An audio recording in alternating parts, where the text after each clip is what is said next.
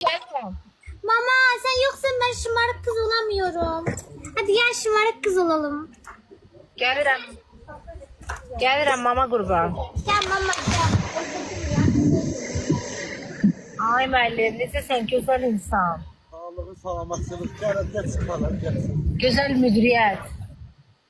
Uşaqlar, Ləman gələnə kimi 2 milyon edir. Bizi işlədiyimizə görə bizi fəxr elətdirən, bizi model işlədiyimizə görə hər gün sevindirən insan.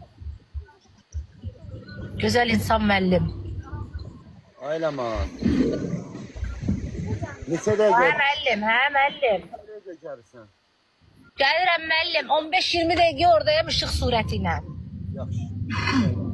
Uşaqlar 2 milyona doğru gedir zamanı.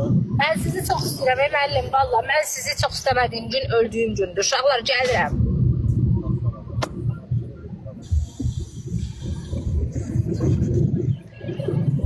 Bulavası sənin dərdim var. Müəllim, internetim yoxdur ey müəllim. Necə xəbərin var? Kasıblamışam ay müəllim. Allah kasıbçılığınızın qara eləsin. Niyə?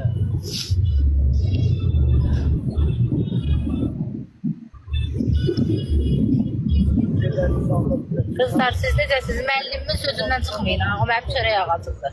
Tıkla deyir tıklayın, paylaş deyir paylaşın. Başına dönüm ay gözəl həkim. Xəbərin var. Necə? Bəzi insanları infak vurur ilə xəbərin var. Pis oldu. Kimdə rəhmətli? Ay müəllim, niyə pis olublar? Mollaya gedəndə o cür daha işləri vay vay vay. Molla da o cür kömək eləmir, görsən. Mənim şəklim daha. Müəllim şəkli dəyiş də, xarici pasport ilə dalda edəndə təsir eləməsin.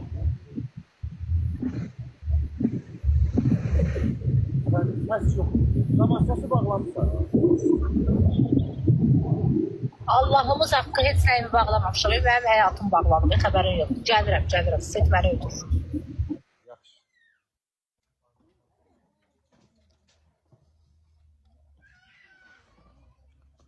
Bilmirəm, qardaş. Mənim səsim gəlmir.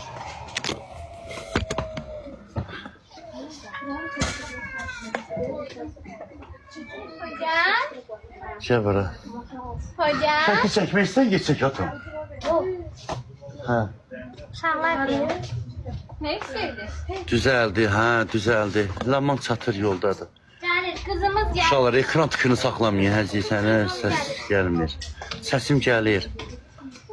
Nə biləm, o molla məsələsi bilsən necədir? O şeydir, o tema deyil, həqiqətən olub. Məni bir tanıyan insan olub, bizi tanıyan insan. Gedir, nə bilim, harsa bir, mən tanımıram şəxsəni, bilmirəm. Ha, Səidə xanım, məni tanıyan bir insan olub, gedib görüb ki, bir cadukardır, kimdir, Allah onlara lənət eləsin.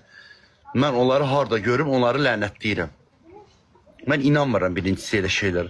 Məni tanıyan insan olub, gedib görüb ki, bir falçının yanına gedib, görüb mənim şəklimi götürüb qoyublar bu falçının stolun üstündə. Deyir, bu həcinin şəkili deyil, bu burada nə gəzir? Deyir, valla bilmirəm, onun bir işçisi var idi, çıxıb işdən. O gətirib qoyub bura. Deyir, niyə? Ay qız, hara getdin, gəl bura. Deyir, onu bura niyə gətirib qoyub? Deyir, bilmirəm, gətirib qoyub ki, bütün qazancını mənə versin. Məni yaxşı, birinci hər yerdə məni aparsın. Yəni, əsas mən olum da, yəni mən olum. Şok oldum mən. Deyirəm, həqiqətən elə bir şeylər var görəsən. İnan Allaha. Deyib, aşı, o yaxşı adamdır, o nə qədər insana çörək pulu verir. Siz elə şey necə eləyə bilərsiniz deyib. Deyib, mən neyiniyim, o gətirib qoyub bura.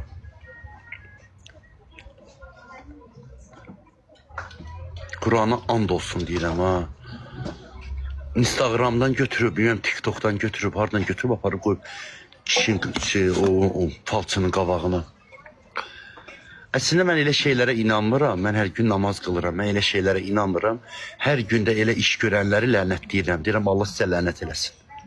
Elə pislik eləyən insanları həmişə siz də deyin ki, Allah pis iş görənlərə lənət eləsin.